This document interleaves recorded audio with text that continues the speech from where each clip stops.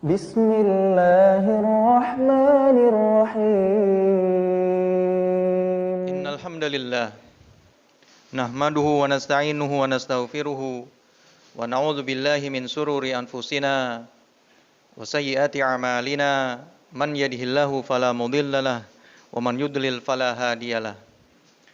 Asyhadu an la ilaha illallah wahdahu la syarikalah wa asyhadu anna Muhammadan abduhu wa rasuluhu la nabiyya ba'dah. Qala Allah ta'ala fi kitabihil karim, a'udzu billahi minasyaitonir rajim. Ya ayyuhalladzina amanu taqullaha haqqa tuqatih wa la tamutunna illa wa antum muslimun. Wa qala Allah ta'ala, a'udzu billahi minasyaitonir rajim. Ya ayyuhan nasu taqu rabbakumul ladzi khalaqakum min nafsin wahidah wa khalaqa minha zawjaha wa batha minhuma rijalan katsiran wa nisaa'a wattaqullaha alladzi tasaaluna bihi wal arham innallaha kana 'alaikum raqiba. Wa qala Allah ta'ala, a'udzu billahi minasyaitonir rajim. Ya ayyuhalladzina amanu taqullaha wa qulu qawlan sadida yuslih lakum a'malakum wa yaghfir lakum dhunubakum wa may yuti'illaha wa rasulahu faqad faza fawzan 'azima amma ba'd. Fa ya ayyuhal mu'minun ittaqullaha haqqa tuqatih. Ma'asyiral muslimin, sidang Jum'ah rahimani wa rahimakumullah. Dalam kesempatan yang berbahagia ini, kembali khotib mewasiatkan satu wasiat yang amat penting bagi kita dalam rangka meningkatkan ketakwaan kita kepada Allah Subhanahu wa taala. Tentunya ketakwaan di sini adalah ketakwaan dalam arti kata yang sebenar-benarnya. Ketakwaan yang padanya terdapat dua prinsip daripada takwa, yaitu melaksanakan perintah-perintahnya dan menjauhi larangan-larangannya. Dua hal yang mungkin sederhana untuk diucapkan, namun ternyata amat sangat sulit untuk diamalkan. Tidaklah mudah mengamalkan perintah-perintah Allah, begitu pula tidak mudah untuk meninggalkan apa-apa yang sudah Allah larang bagi kita untuk kita tinggalkan. Dan tidak lupa tentunya pada kesempatan ini, marilah kita panjatkan puji dan syukur kita kehadirat Allah Subhanahu wa taala atas segala nikmat dan karunia-Nya. Nikmat yang luar biasa banyaknya, diberikannya kita kemampuan untuk melihat, diberikannya kita untuk kemampuan mendengar, diberikannya kita kemampuan untuk berucap. Tidak hanya itu saja, kita bisa merasakan manis, enak, tidaknya makanan yang kita makan. Diberikannya kita kemampuan untuk merasakan panas dan dingin dengan kulit kita. Diberikannya kita kemampuan untuk dapat melangkahkan kaki kita ke masjid yang mulia ini, untuk sama-sama melaksanakan sholat Jumat berjamaah bersama saudara-saudara kita. Dan kita bersyukur bahwa Allah Subhanahu wa taala memberikan kenikmatan kita dengan kenikmatan yang tertinggi, yaitu nikmatul iman dan nikmatul Islam.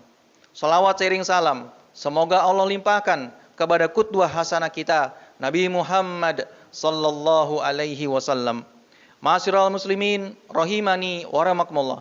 Sebagaimana yang sudah kita ketahui bahwa tidaklah Rasulullah Muhammad SAW diutus oleh Allah Subhanahu wa taala selain untuk menyempurnakan akhlak. Maka perkara akhlak bukanlah perkara yang sederhana. Perkara akhlak adalah perkara yang amat penting dalam agama kita. Mungkin kita bertanya, mengapa harus akhlak kita bahas? Bukankah masih banyak pembahasan-pembahasan yang lain? Maka dalam kesempatan ini kita tegaskan bahwa akhlak itulah maka diantara yang kemudian akan berkembang menjadi pembahasan-pembahasan yang lainnya. Ma'asyiral muslimin rahimani wa rahimakumullah. Kita ingat kembali sabda daripada baginda Muhammad sallallahu alaihi wasallam berkenaan dengan akhlak ini. Innama bu'istu liutamima shalihal akhlak. Sesungguhnya aku hanyalah diutus untuk menyempurnakan akhlak. Maka tugas Rasulullah adalah menyempurnakan akhlak. Karena bukan berarti akhlak baru ada pada masa-masa Islam. Karena akhlak sudah ada sebelum Islam datang, kemudian dianut oleh umatnya. Bagaimana berakhlak kepada tamu? Tentu pada masa-masa jahiliyah, kaum Quraisy faham betul bagaimana berakhlak kepada tamunya. Bagaimana berakhlak kepada kedua orang tua? tentunya orang-orang Quraisy juga paham bagaimana berakhlak kepada kedua orang tuanya. Maka kemudian Islam datang menyempurnakan akhlak-akhlak yang belum ada, akhlak-akhlak yang belum sempurna untuk kemudian diamalkan oleh umat manusia. Ma'asyiral muslimin rahimani wa rahimakumullah. Akhlak merupakan hal yang penting bagi kita.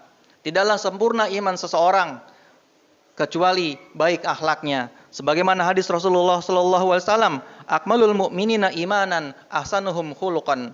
Orang mukmin yang paling sempurna keimanannya adalah yang paling baik akhlaknya.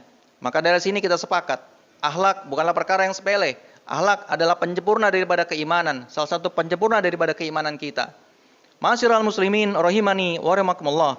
Bila mana kita bicara akhlak, maka biasanya kita akan berbicara tentang bagaimana akhlak sesama manusia. Padahal sesungguhnya akhlak yang sebagai pokok pembahasan kita pada kesempatan ini tidaklah hanya hubungannya antara manusia dengan manusia. Kalau kita bicara akhlak, biasanya kita berbicara tentang bagaimana akhlak seorang anak kepada kedua orang tuanya. Kalau kita bicara akhlak, biasanya kita berbicara tentang bagaimana akhlak kedua orang tua juga kepada anak-anaknya. Kalau kita bicara akhlak, kita akan bicara bagaimana hubungan suami dan istrinya, istri dan suaminya.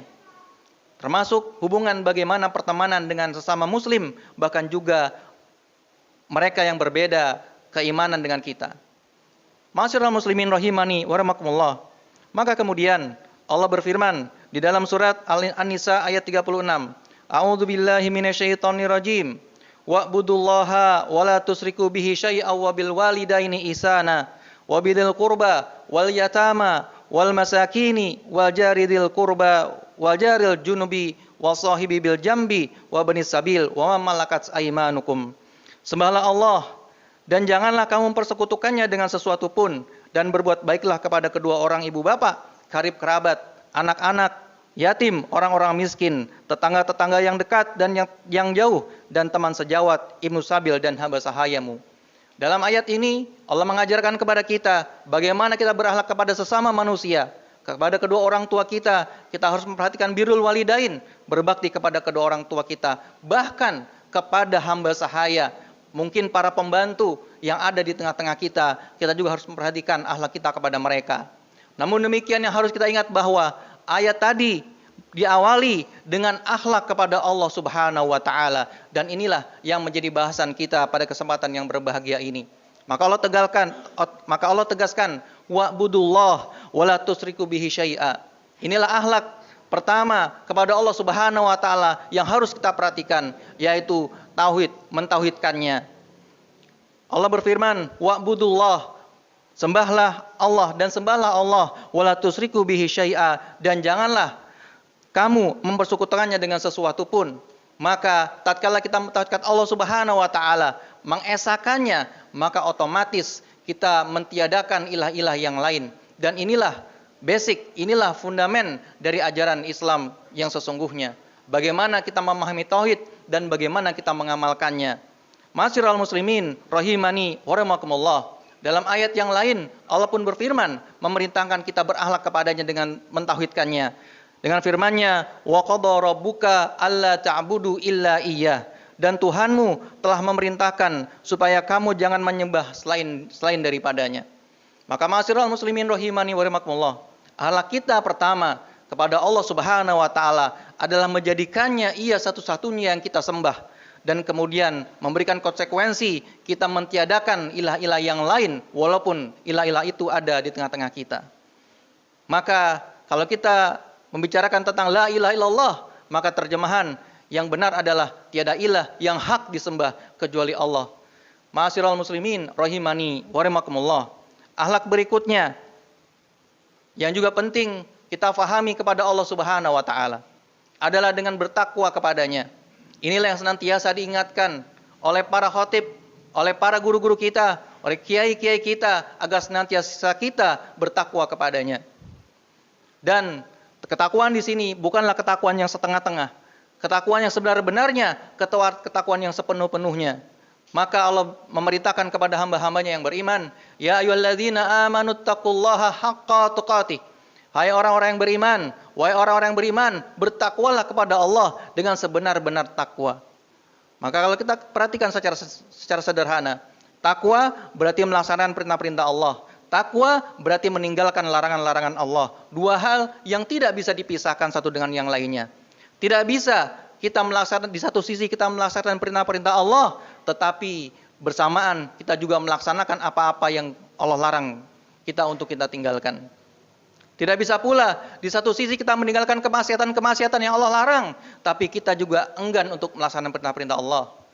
Mungkin saja ada orang yang ia bisa meninggalkan zina, yang ia bisa meninggalkan meminum minuman keras atau memakan makanan yang haram, tapi ternyata dia juga tidak mau melaksanakan salat, tapi dia tidak mau berislam dengan Islam yang benar, maka ini tidak bisa diterima. Ini sama saja dia berakhlak kepada Allah Subhanahu wa taala. Maka pada bagian kedua, takwa kepada Allah Subhanahu wa taala adalah mentaati segala perintah-perintahnya dan menjauhi larangan-larangannya.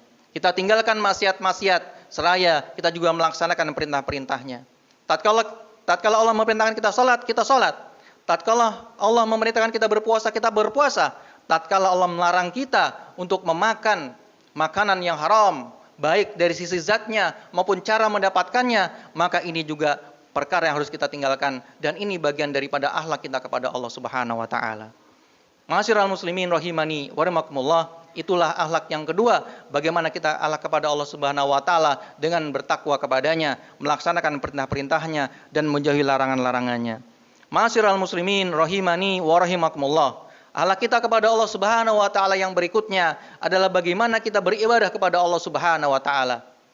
Dengan salat kita, dengan ibadah-ibadah kita yang lain, dengan saum kita, dengan tilawah kita, semua itu adalah merupakan ibadah-ibadah yang diajarkan kepada kita dalam rangka beribadah kepada Allah Subhanahu wa taala untuk mencari ridhonya.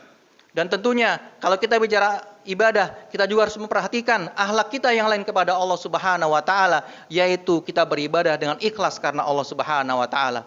Bukanlah kita tujukan ibadah kita untuk meraih yang lain.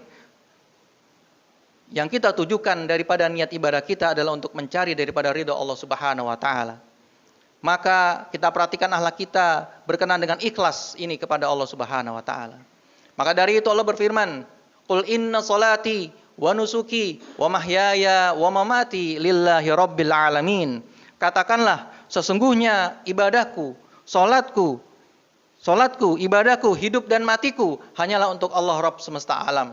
Maka semua ibadah kita, termasuk salat kita tujukan untuk meraih ridha Allah Subhanahu wa taala. Dan harus kita ingat dua syarat ibadah diterima oleh Allah Subhanahu wa taala. Yang pertama adalah ikhlas karena Allah Subhanahu wa taala, yang kedua adalah mengikuti contoh daripada baginda kita Muhammad sallallahu alaihi wasallam. Maka ma'asyiral muslimin rahimani wa rahimakumullah, hati-hati dengan benarnya kata-kata kita mengikuti sunnah dalam beribadah kepada Allah Subhanahu wa taala. Sudah bagus kita mengikuti sunnah, tapi kemudian jangan sampai rusak sunnah yang kita ikuti itu karena kita lupa bahwa kita dalam melaksanakan ibadah-ibadah Allah Subhanahu wa taala juga untuk meraih ridhonya. Ma'asyiral muslimin rahimani wa rahimakumullah. Kemudian akhlak kita kepada Allah Subhanahu wa taala yang berikutnya adalah tentunya kita sebagai manusia tidak akan luput daripada dosa. Kita sebagai manusia senantiasa melakukan daripada dosa. Baiklah itu dosa yang kita sengaja maupun tidak sengaja. Baiklah itu dosa yang besar maupun yang kecil. Kita senantiasa tidak bisa menghindarinya. Maka akhlak kita yang berikutnya kepada Allah Subhanahu wa taala, tatkala kita melakukan dosa, maka segeralah untuk meraih ampunannya. Tatkala kita mungkin merasa melakukan perbuatan keji, apalagi mungkar, maka segeralah untuk mencari ampunannya, memohon ampunannya. Maka Allah berfirman, "Walladzina idza fa'alu fahishatan aw zalamu anfusahum dzakarullaha fastaghfaru lidzunubihim wa may yaghfiru dzunuba illallah wa lam yusiru 'ala ma fa'alu wa hum ya'lamun." Yang mana artinya, dan orang-orang yang apabila mengerjakan perbuatan keji atau menganiaya diri sendiri, mereka ingat kepada Allah lalu memohon ampun terhadap dosa-dosa mereka, dan siapa lagi yang dapat mengampuni dosa selain daripada Allah, dan mereka tidak meneruskan perbuatan kejinya itu sedang mereka mengetahui. Dalam ayat yang mulia ini Allah mengajarkan kepada kita, tatkala kita melakukan perbuatan keji dan mungkar, maka segeralah memohon ampun kepada Allah Subhanahu wa taala, segeralah berzikir kepadanya, dan kemudian yang terpenting pula adalah kita jangan sampai mengulang perbuatan dosa itu lagi. Namun Kita sebagai manusia mungkin merasa tidak sekali dua kali dosa itu kita lakukan. Maka tatkala kita melakukan dosa itu lagi, maka segeralah kembali untuk memohon ampun kepada Allah Subhanahu wa taala. Inilah akhlak seorang mukmin tatkala ia berbuat dosa. Maka akhlak seorang mukmin kepada Allah tatkala ia berbuat dosa, maka segeralah ia memohon ampun kepadanya.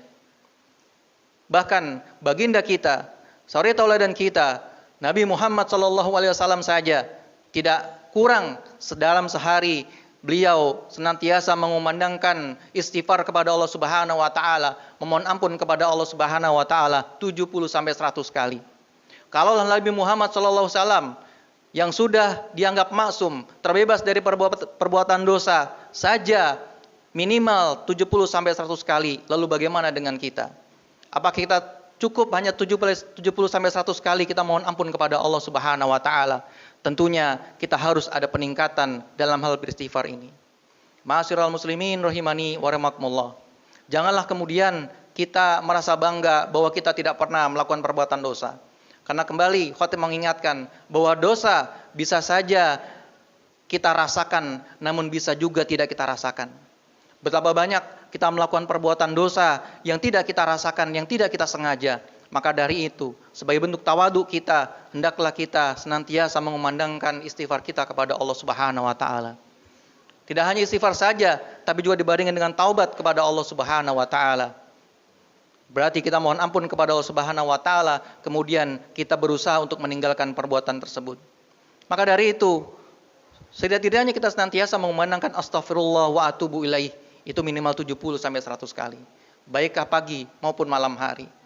Ditambah lagi ketika dengan sujud-sujud kita mohon ampun kepada Allah Subhanahu wa taala. Ditambah lagi ketika kita bangun di tengah malam, qiyamul lail, kita juga memperbanyak istighfar kita Subhanahu wa taala kepada Allah Subhanahu wa taala. Ma'asyiral muslimin rahimani wa rahimakumullah. Masih banyak lagi bagaimana kita berakhlak kepada Allah Subhanahu wa taala, yang tentunya semua itu tidaklah dapat khatib sampaikan pada kesempatan yang berbahagia ini. Walaupun khatib tidak bisa menyampaikan ini, maka khatib mengajak kepada jamaah sekalian untuk terus belajar, menggali akhlak-akhlak apa yang lain yang perlu kita tujukan kepada Allah Subhanahu wa taala. Yang mana akhlak-akhlak tersebut adalah bagian dari bentuk atau wujud ibadah kita kepada Allah Subhanahu wa taala, wujud pengakuan kita sebagai hamba Allah Subhanahu wa taala.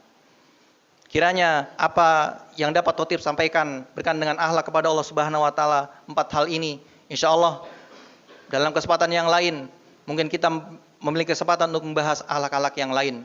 Dan semoga Allah Subhanahu wa taala memberikan kemampuan kepada kita untuk dapat berakhlak kepada Allah Subhanahu wa taala. Setidaknya kita bisa mentauhidkannya, bertakwa kepadanya dengan melaksanakan perintah-perintahnya dan menjauhi larangan-larangannya. Kemudian kita beribadah kepadanya dengan ikhlas. Lalu yang berikutnya, tatkala kita berbuat dosa, apakah dosa itu kita sengaja maupun tidak, kita sadari maupun tidak, kita senantiasa beristighfar dan bertaubat kepadanya. Barakallahu li wa lakum fil Qur'anil azim wa nafa'ani bima fihi minal ayati wa dzikril hakim. Aqulu qouli hadza fastaghfirullah li wa lakum wa lisairil muslimina wal muslimat fastaghfiruhu innahu huwal ghafurur rahim.